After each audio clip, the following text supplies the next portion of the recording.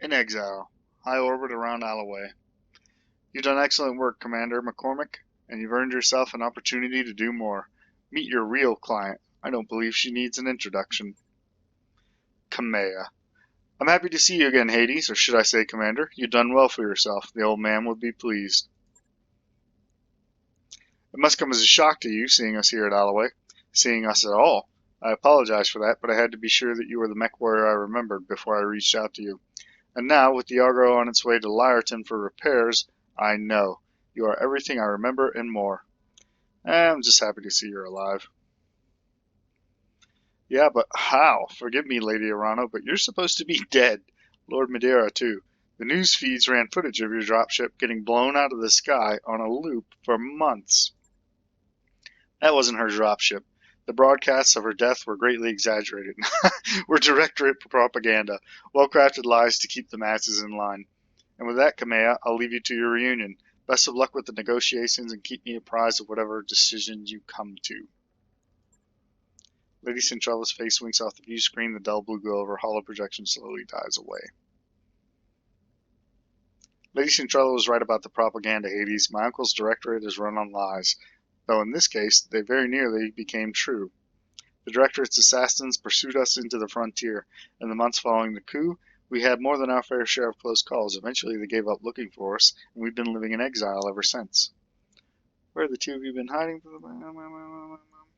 Alright, you had us pick up the Argo. Why? In part as a test of your abilities, to make sure that your performance on Coromadir wasn't a fluke. What performance? Clearly you don't remember the first time I ran that. Our experience in the coup has taught us to be careful, Commander McCormick. We couldn't just reach out to you on faith. But the Argo herself is important as well. She isn't just a ship, Hades. She's a symbol of reclamation and rebirth and the return of better days. You'll see for yourself soon enough. She was a majestic vessel once, a true product of the Star League. Under Dr. Murad's care, she will be again. Where have the two of you been hiding for the past 3 years? As far from Directorate space as we could get without leaving the frontier. A miserable little ball of rock called Zathras. It was a nasty, brutish planet, full of internecine strife and bloody turmoil. There were power struggles and mad nobles, plagues and zealots and holy wars. So you're saying it was a typical frontier world? More or less. Living on Coromadir, I heard stories about the problems that many frontier systems face, but I was detached. I never saw how rough life outside the Aurigan coalition could get. My uncle's coup changed everything, Hades, including me. Alright, well, you found me, we got the ship. Let's talk about why. I imagine you've already guessed. I intend to seek justice for my uncle's crimes. I intend to take my throne back, but I can't do it without you. We have resources, an army drawn from all across the frontier. Perhaps most importantly, we have the patronage of Lady Centrella and the tacit support of her government. That means money, a great deal of money. Magistry's bankrolling you, huh? Unofficially, yes, using Lady Centrella as an intermediary. The Magistry sees Kamea's claim to the throne as an asset worth paying for. They want to keep the Directorate dealt with, but it isn't in their interest to do it themselves. They prefer to keep their own hands clean, of course. The rumored periphery is a powder keg, Hades. Tensions between the Taurian Concordat and the Federated Suns are high, and my uncle's military posturing could be viewed as a provocation by either side. If open conflict between superpowers were to erupt, it would be difficult for anyone to remain neutral. The Magistry wants to avoid getting dragged into a major war. Magistracy, how would you say that actually? I think I'm saying it wrong. Anyway, and your House Centrella's best hope for a clean solution. They fill your war chest, you remove the Directorate from the board, and the Magistracy lets tensions between the Federated Suns and the Taurians simmer down on their own. Am I reading the situation correctly, Lady Arana? Correctly enough, Mr. Oliveira, but understand that this isn't just about diffusing a dangerous situation. For me, taking on the Directorate is personal. My uncle betrayed me. The founding council has been reduced to a handful of powerless figureheads. Our very identity has been cut away and discarded. House Espinosa is long overdue for a reckoning, and with your help I will bring them one. Join me, Hades, and we will not fail.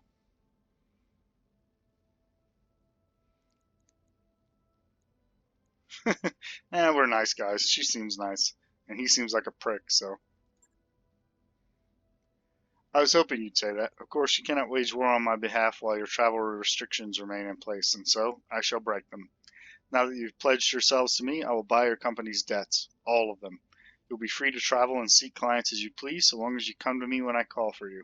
And on the day that I reclaim my throne, your obligation to me will be forgiven and your debt wiped clean. Fair enough. Of course, you will also be paid for every battle you fight at our behest, at a rate that will feel quite generous given the clientele that you're accustomed to. Thanks to House Centrella, we have money to burn. I took down the scum that betrayed my family. It seems only right that I help you do the same. Thank you, Hades. I feel that Raju Montgomery is smiling down on us, even now. I'll take my leave of you now. I have an army to rally and preparations to make, but it won't be long before I contact you again, and when I do, I need you ready. Prepare yourself and your company, Hades. Our war is about to begin. Lady Arano just bought up all of our debt, Commander. That means no more banks restricting our jump ship access. We can travel to more systems now, but we should still steer clear of the major states. We don't want it to look like we're going to cut and run. Good news, Commander. Once Doc Murad and her crew got that wrecked ship safely away, they found most of a Centurion in its cargo hold. It's not equipped for combat yet, but with a little love and attention, I think I could return it to service. Swing by the mech bay to check it and order a refit. That mech you asked for is cleared for fighting. A sturdy and reliable mech, the Centurion is good at both taking and giving a beating. CN-9A models are able to engage at any range, but their damage curve increases as they approach a target. Neat. All right, guys. That's some pretty cool stuff. So we got a lot of things to play with. Alright guys, so this is the point in the campaign where you're kind of free to play and do what you want and go take missions as you want until Lady Arano calls for you again. And I had a big think about how to do this, and I decided what I would do is that I would kind of just do a montage with some post commentary. So the first thing I wanted to do is know where we were at. And apparently we've come back from the Pirate Moon into the Alloway system, and I was looking around trying to find like some one skull contracts and some things that we could do. And really nothing near to us, and the only thing really available was that travel contract. And then I was like, well, I wonder if there's anything here on Alloway. And of course we had this nice payroll Caesar mission, which I actually negotiated and was going to start, but then I realized we've got some damaged mechs coming out of saving the Argo, and I decided that it would probably be better to just order some refits and repairs rather than waste time sitting here orbiting Alloway waiting on repairs and then do that as part of a travel. So what I did is I set up those orders and I went ahead and I took the travel contract to Detroit on behalf of the Free Worlds League. So if we dive into the mech lab, which is what I was doing here, I don't think I've ever shown you this, so I try to show it to you guys real quick. You can just automatically hit repair as long as it's just armor damage or nothing really significant, no components destroyed, and it'll repair it. But sometimes that won't be the case. Now here you can see all we're dealing with is just internal damage. So you can go in, do the detailed way if you want, and click repair there. It'll repair the internal damage and it'll all be done. On it. Or you can just click on the blackjack here and just hit repair. It does the same thing. Now, when you get components damaged and weapons and stuff, you'll have to drag them out. That'll affect your tonnage. You'll have to replace them and so forth. But I just wanted to show that to you guys for those of you that haven't seen it. So we're going to go ahead like I talk about, and we took the travel contract to Detroit so that we could actually be repairing our mechs as we worked our way to our next contract rather than just orbiting Alloway doing nothing. Now, you guys will remember we picked up a Jenner part while we were down there on the surface, and we actually left us with two, and so we bought the third one that was there and completed our Jenner. Now this was the first little event that happened on the way to Alloway. It was organized chaos. They were pitching a fit about some parts and whatnot and having no room to store them, and basically you're being asked to choose between storing less parts and making the crew comfortable or storing more parts and making the crew uncomfortable. We decided to go ahead and cram every last corner of the Leopard with mech bay parts just to expedite our repairs. Crew was a little unhappy about it, but you know, you do what you got to do. And with that being done, we continued our journey on to Detroit. After our jump into the system and about 5 days into our burn towards the planet, right before we arrived, we got this other little event on the travel, which is kind of cool. It's a little spat over the last cup of coffee. Who's going to get it? Not enough supplies, still that threadbare mercenary thing going on. And what I decided to do is it was a fight between, I think, Decker and Glitch. Yeah. So what I decided to do is split the coffee between the two of them, which was lucky for me. It came out all right. It made them both happy. So it gave us a little high spirits modifier for both the pilots for the rest of our missions.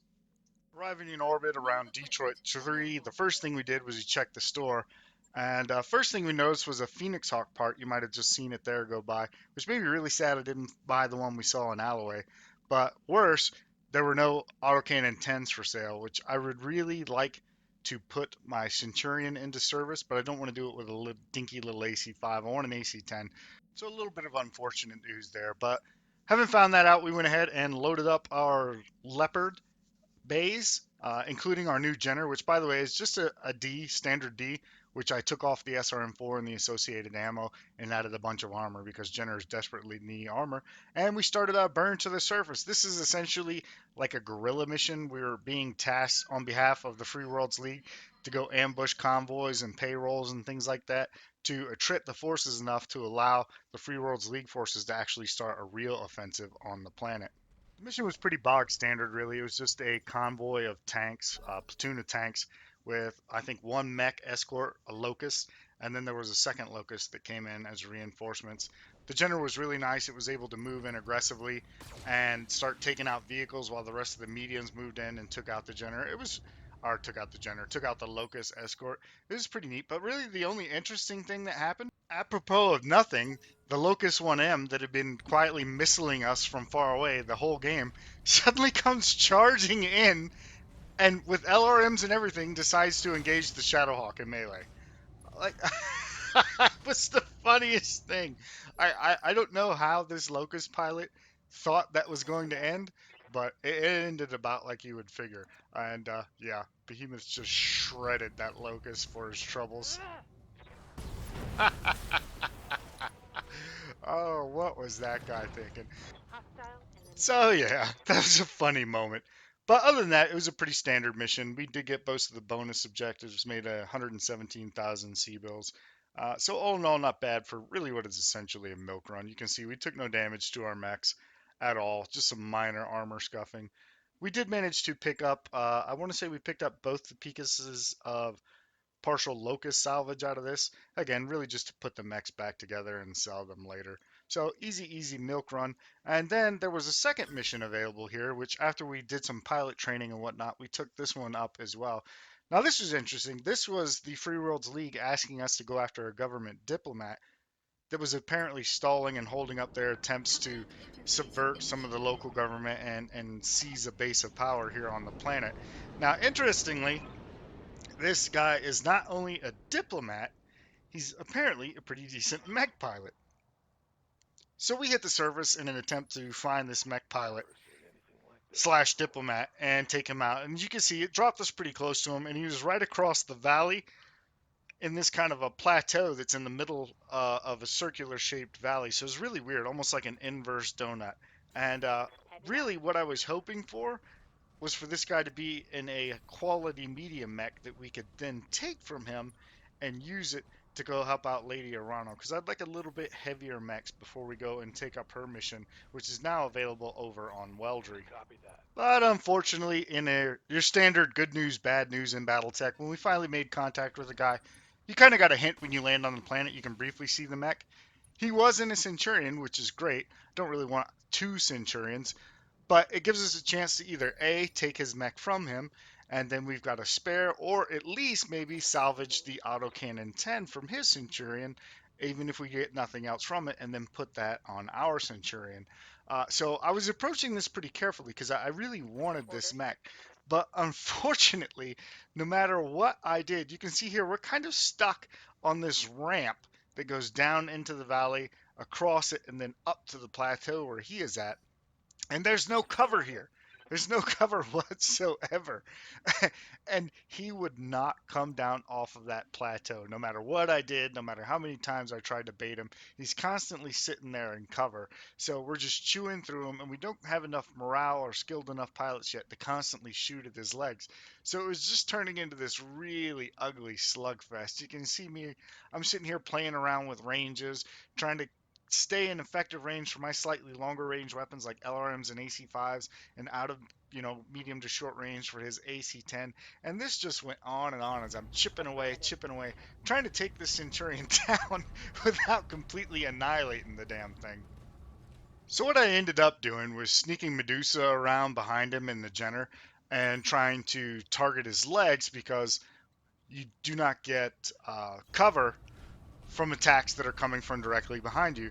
But I forgot, in the weird quirk of HBS BattleTech, whenever you do an aimed or precision shot from the rear, for whatever reason, you can't target the doggone leg. So that didn't work. So then I started just pouring autocannon and LRM fire into him, which I figured at least the LRMs would spread out, and I tried to do enough stability damage to knock him down.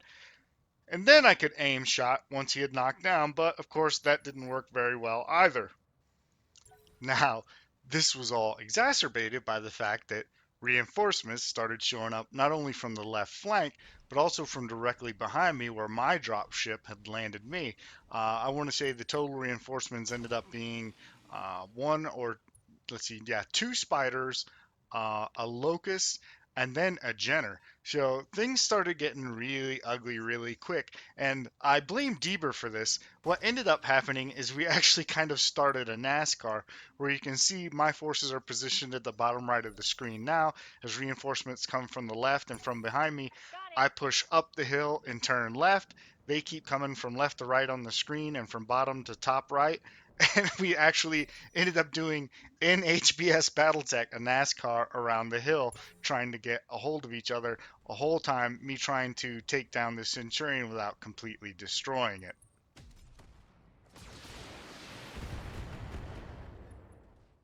So you can see here, my little HBS BattleTech NASCAR has started full swing. The reinforcements are coming in. The Jenner's now taking the Blackjack under fire. My Blackjack's taking internal damage. I've pushed all the way to the right and started climbing up the hill. And look at the shape this Centurion's in. Like, I've knocked it down. I've targeted legs. There's literally nothing left but two legs, a center torso, and a head. And I got to get rid of them. I got people closing in from my flank and from behind me until we end up, unfortunately, taking the Centurion down by completely destroying it. And that left us with this Jenner. There's a spider up there. You can see him on the top left. There's another spider, and there's a Locust 1M launching LRMs from behind us. So now we finally turn and start taking the fight to our enemy. And this is probably the point in the fight where I was under the most pressure. You can see that they're really pressuring us hardest in the south. You got the Jenner in the valley, who's opened up the Blackjack even more. That's the Locust slinging LRMs. And then the Spider is down here contributing to that as well, which is really not fun. Up in the north, you've almost got a separate fight where my Jenner, piloted by Medusa, and Behemoth Shadowhawk have finally cleared the Centurion, but they're both hot, so they're going to have to figure out a deal to weigh with the spider and not let it get behind them. And you can see here the Jenner is just now, he's breaking off contact because he's fired and he's gotten hot. So it was a lot of things going on, and it was kind of two separate fights. But honestly, this is the point where we also started to pull things back a little bit, because even though the Jenner's a little warm, we use the speed of the Jenner here to get in and get a solid kick in on the spider. And then we follow up with Behemoth, who can't quite get into physical yet, but she's going to go ahead and move up, which means that the spider doesn't start pulling back next turn, he's going to end up over and extending himself, and he's going to be in a lot of trouble, trapped between Behemoth's big old Shadowhawk and then a Jenner that's fast enough to keep up with him. Now, while all this is going on, you also got the fight down south, and this is also the exact point where we got a big break. The Jenner pulled back to cool off. We moved up with the Blackjack and engaged, and then just kind of firing really just on a wing and a prayer with Glitch, hoping to get a lucky hit. We set up a multi-fire with an LRM to support our forces in the north, and the PPC shot just smacks the crap out of that Jenner, and that's going to be really, really important. Up in the north, the spider makes a really bad mistake and basically stays pretty much stationary in order to get shots at the exposed mechs in the valley to the south, and that allows Medusa to swing his Jenner around and hit that spider in the back with a pretty vicious alpha strike. And you can see here I was again trying to shoot at the legs, but it won't let me. And that starts to spell the doom for that spider right there. Because the spider just simply does not have the armor to take that kind of abuse, and on the very next turn, Medusa closes in and finishes him off. Meanwhile, on the very same turn down south, the Jenner has turned, climbed the hill, and engaged Glitch's Vindicator with a full alpha strike, in doing so leaving itself with a very small movement modifier. So we jump Glitch's Vindicator up the hill, take a precision strike at the Jenner using the PPC, the medium laser, and the LRM5, and get a lucky shot. PPC hits the right leg, transfers into the right torso, takes off the entire right side of the Jenner. And from that moment on, the battle is pretty much downhill. Hades is able to move his blackjack up, unload an entire alpha strike into that downed and helpless Jenner, secure the kill for himself, and from then the rest of the game is just a matter of isolating and running down the remaining Spider and the Locust 1M who's been annoying us with LRMs the entire game, which took a little time but was easy enough to do. So all in all, it was a pretty successful mission. It was a little touch and go there in the middle, but once we were able to take out the threats in the north and circle back around, it wasn't too bad. So all in all, not a terrible mission. We did get our bonus objectives. We made 163,000 sea bills. Now we will have to wait a couple of days to repair the blackjack and the Jenner, with both took a little internal damage, but the big kick in the pants, only one Centurion part and not a single AC-10 to be had. So, really disappointing after all that work. We did get 2 AC-5s, which is kind of nice, and we did get the final piece of salvage we need to reassemble the Locust 1M. And special thanks here to Dagon of the Depths, who reminded me in the comments a couple of videos ago that you will actually get a little bit more sea bills for a mech if you send it into storage and then sell it instead of hitting the scrap button. I thought that the scrap button was doing the same thing and was effectively a shortcut, but it definitely is not. And with that, ladies and gentlemen, I think we're going to call this video a wrap. So I hope you've enjoyed this first of the compilation style videos. What I try to do is cover as much as I can, cover the interesting parts, but not bore you with a turn by turn by turn by turn of just a standard bog standard battle that nothing really exciting happens. So I hope I've done a good job. It's the first time I've ever tried to do it. So if you've enjoyed it, please consider leaving a like and a comment down below. Let me know if you enjoyed this, if you like this style, if you want to go back to seeing all the individual games. As always, thank you guys so much for watching. I'm really enjoying this series so far. I hope you are too. And stay tuned. There'll be another episode very soon. We'll see you guys on the next one.